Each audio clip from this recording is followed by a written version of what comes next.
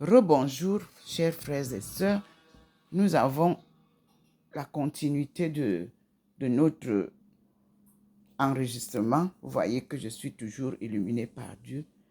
Et là, il a illuminé à l'endroit où il me pose souvent à côté du Christ. Et nous voici face à cet endroit-là. Merci Seigneur. Et vous voyez comment la lumière vient de l'extérieur pour que vous compreniez. La lumière vient de l'extérieur. La lumière vient de l'extérieur, comme vous voyez.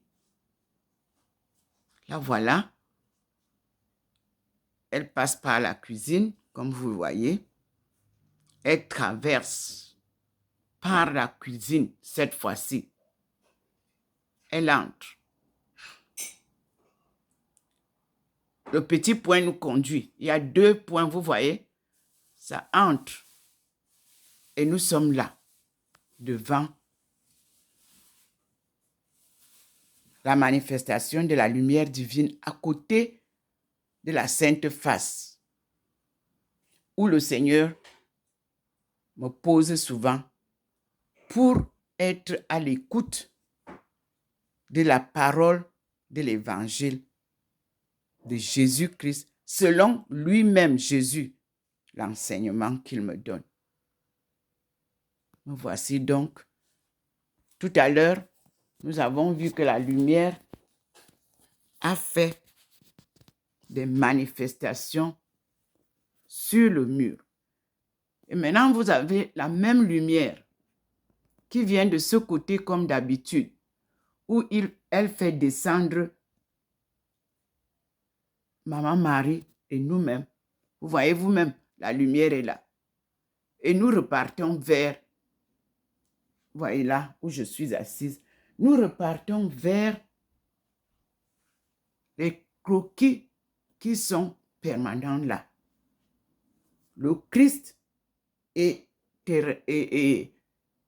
Marie de Magdala, l'apôtre préféré, et je suis assise à leurs pieds, à l'écoute.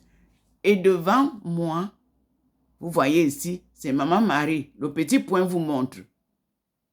Maman Marie qui est là. Et sa lumière vient aussi de l'extérieur. Et la grande lumière est là. Vous voyez donc que quand nous partons d'ici, nous sommes enveloppés par cette lumière divine qui m'enveloppe. Vous voyez, je me suis levée pour contempler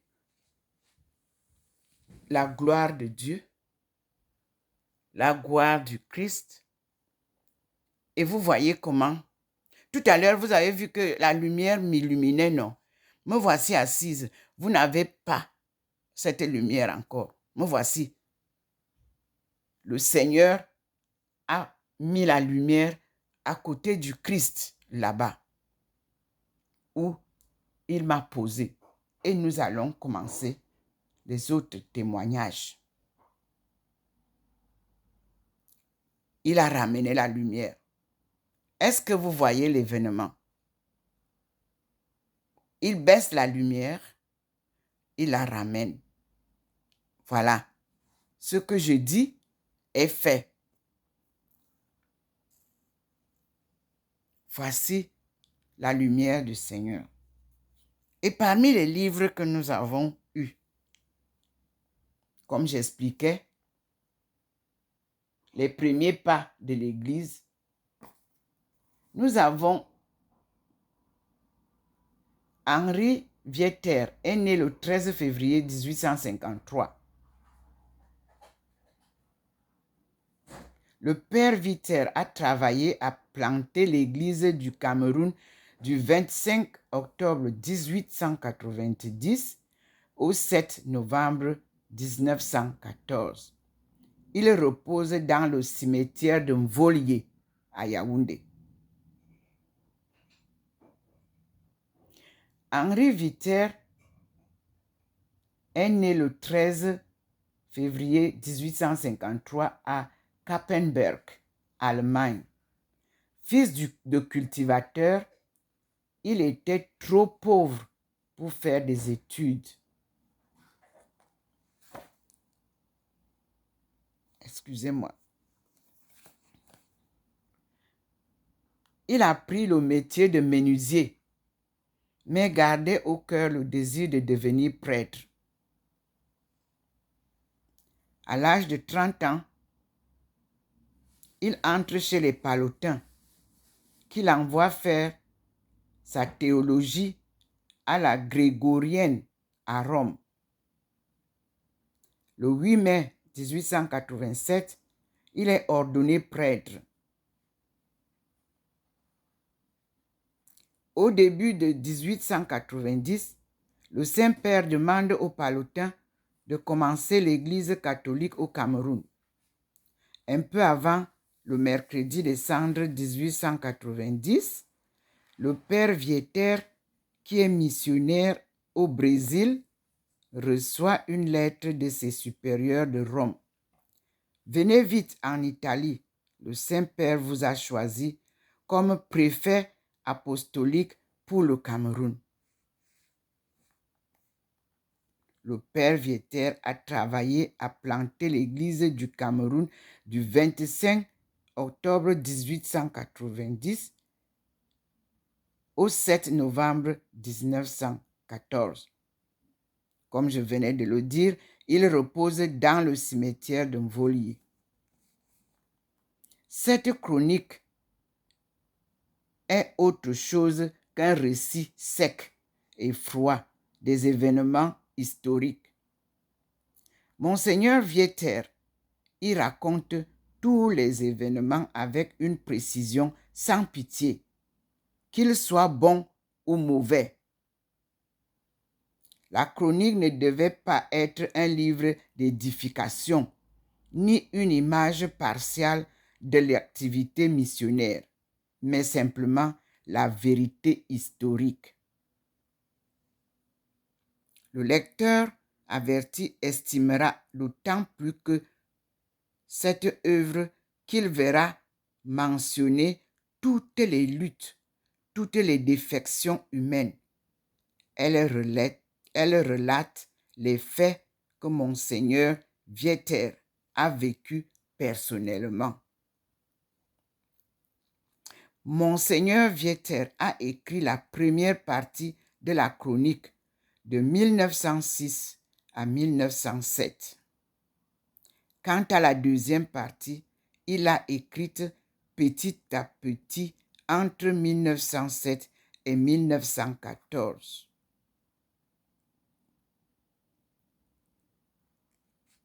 Merci Seigneur.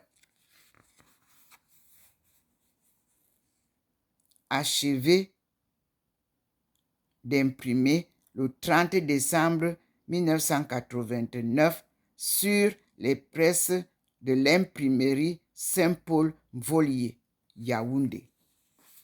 Donc, le livre a été écrit au Cameroun.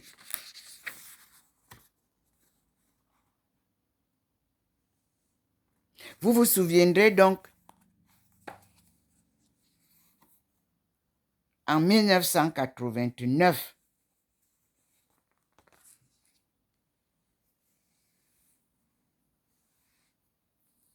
vous avez reçu ce livre. En 1990, la Sainte Vierge m'a apparu chez moi, à Douala.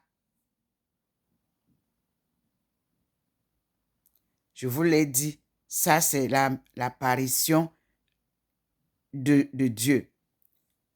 À Douala, la Vierge Marie m'a apparu à Aqua. J'habitais chez Monsieur Nal. Elle m'a donné une mission, un message à transmettre au cardinal Toumi.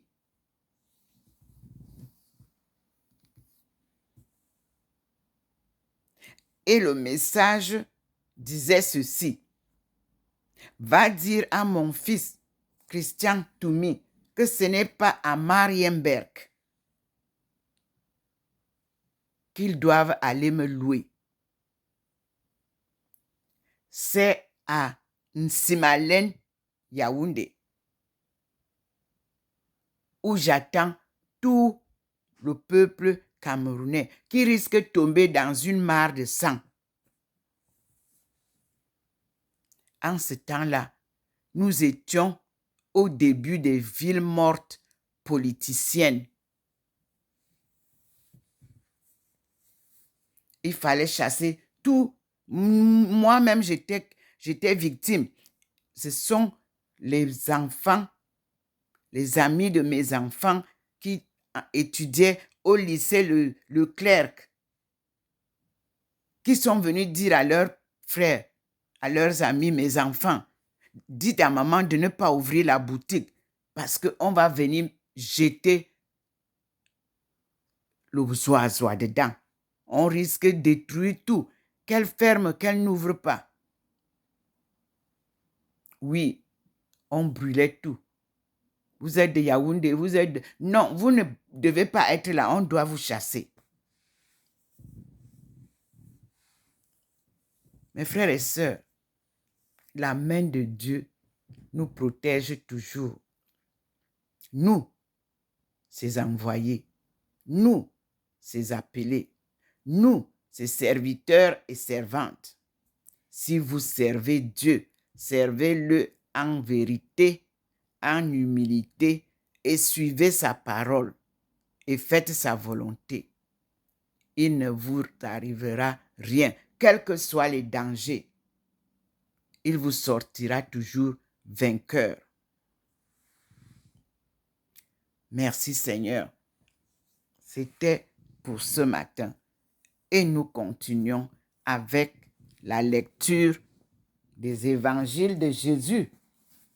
Ici, je l'avais reçu et je me rends compte que c'est vraiment ce dont j'avais besoin. À bientôt mes frères et sœurs. Je suis Dr Ndomo Melingi Thérèse, servante de Dieu et de son peuple choisi. Nous sommes en route pour la délivrance du peuple de Dieu et la fin de la colonisation, c'est-à-dire l'exploitation de l'homme par l'homme. Aujourd'hui, comme je l'ai dit, nous sommes le 3 juin 2023. La fête était très belle tout à l'heure chez moi par les manifestations de la lumière divine. Je vais vous publier ça tout de suite. À bientôt.